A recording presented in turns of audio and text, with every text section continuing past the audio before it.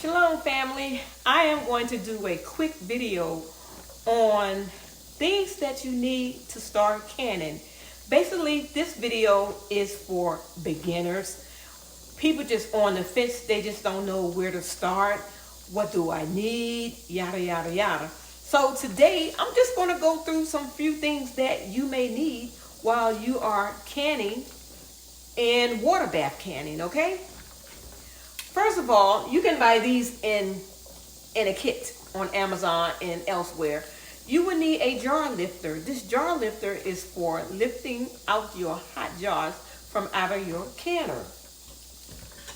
You will need this jaw. This will help you to unscrew your jars because sometimes your jars get really, really tight, okay? And everybody know what this is.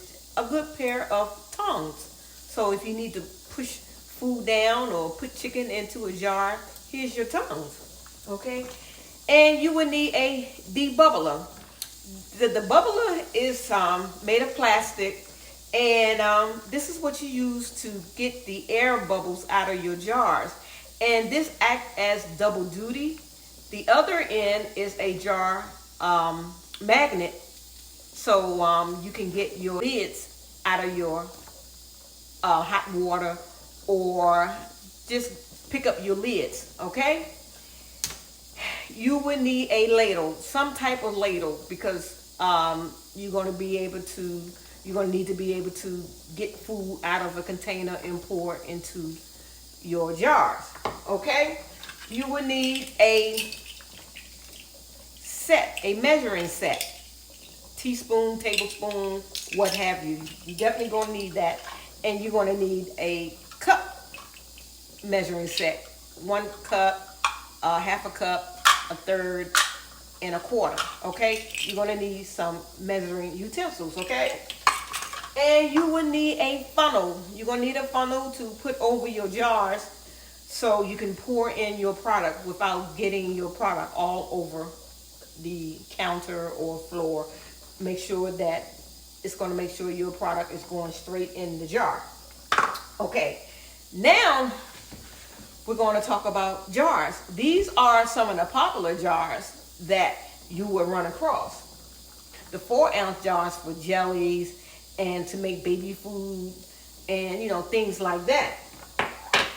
That's the 4-ounce jar. And then you have a 8-ounce jar where most people put their jellies in, and there is another 8-ounce jar. This is an 8-ounce jar, but it's short and fat. This is a low profile. You can also do jellies and sauces and stuff like that. So we have 2 8-ounce jars, okay? These are hard to find. These are the 12-ounce jars. Very hard to find for me. But anyway, so you have the 12-ounce jars, okay? Then after the 12-ounce jar, you have what they call the pint-sized jars.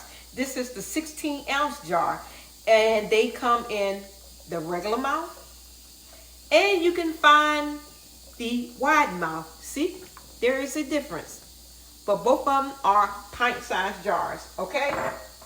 Okay, next you will have the 24-ounce jar.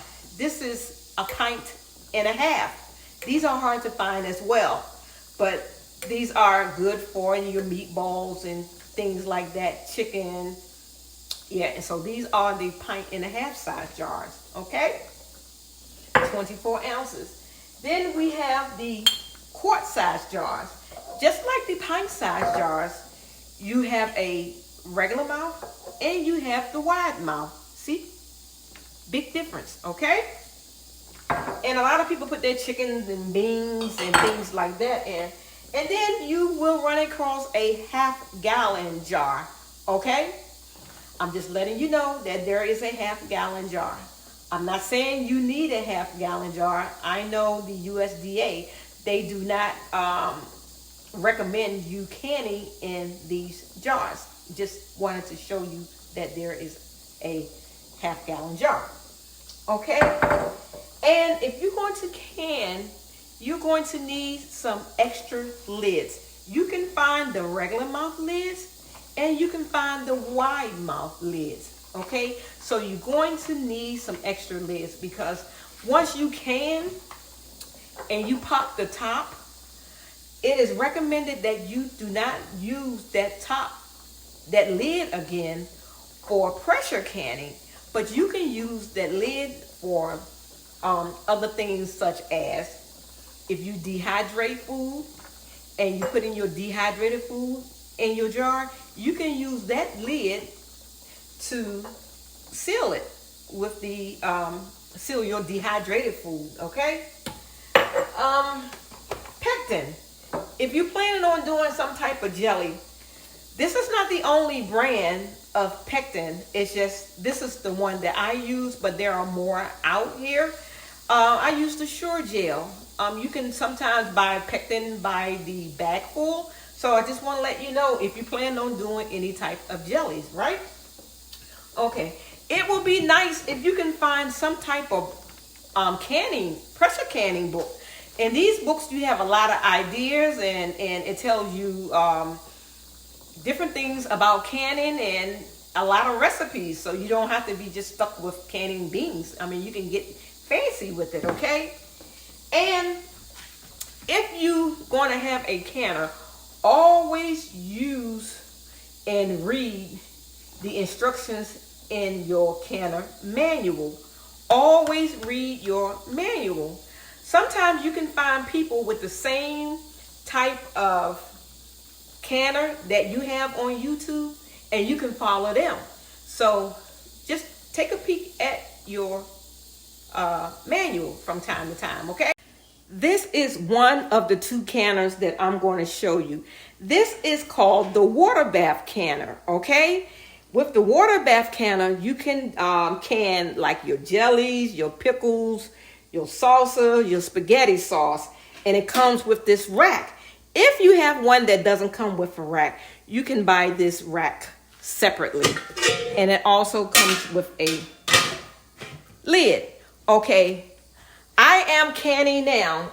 I am working with a Presto 23 quart canner, and this canner holds up to 20 regular size jars. And with this canner, if you buy the divider, you can get the 20 regular size jars in this canner. Okay, so this is for water bath canning, and this is for pressure canning your chicken, your beans, things like that. Okay, I pray that I broke it down for you, and I just hope that you guys start to can. If it's not pressure canning, you can water bath can.